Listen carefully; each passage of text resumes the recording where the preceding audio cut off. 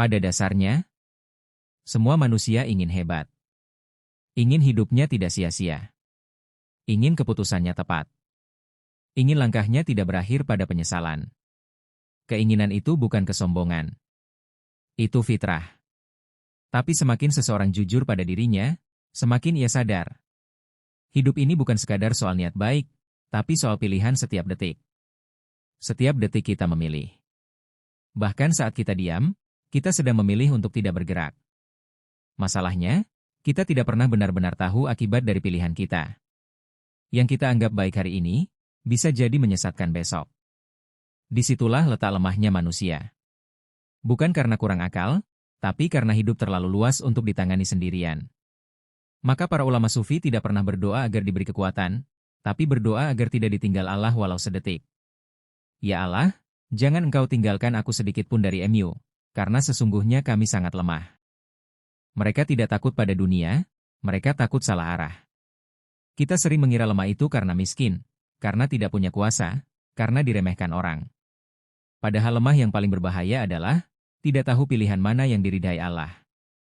Hidup ini seperti berjalan di jalan berkabut.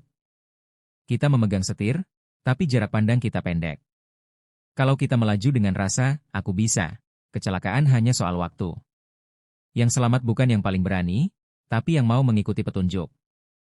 Al-Quran jujur mengatakan, manusia diciptakan dalam keadaan lemah.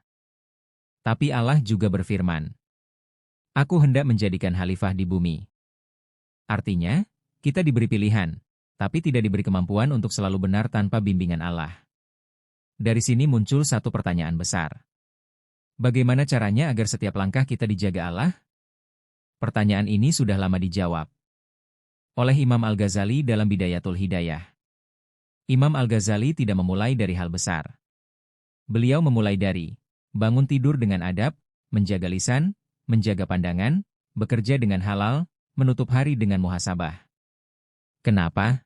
Karena orang yang jujur menjaga yang kecil, Allah akan menjaga arah hidupnya yang besar. Rasulullah menyampaikan ini dengan sangat jelas. Allah berfirman, jika aku telah mencintainya, aku menjadi pendengarannya, penglihatannya, tangannya, dan kakinya. Bukan berarti manusia menjadi Tuhan. Tapi berarti Allah menjaga pilihannya. Seperti anak kecil di pasar ramai. Ia berjalan sendiri, tapi tangannya dipegang ayahnya. Ia tetap melangkah, tapi tidak tersesat. Maka sekarang kita paham. Menjadi hebat bukan soal mengendalikan orang lain, tapi soal menyerahkan arah hidup kepada Allah. Orang yang paling hebat bukan yang paling yakin pada dirinya, tapi yang paling sadar betapa ia membutuhkan petunjuk Allah dalam setiap detik. Semua manusia ingin hebat. Tapi orang yang dijaga Allah tidak selalu menang cepat, tidak selalu terlihat kuat. Namun jarang salah jalan. Dan dalam hidup, itu kehebatan yang paling mahal.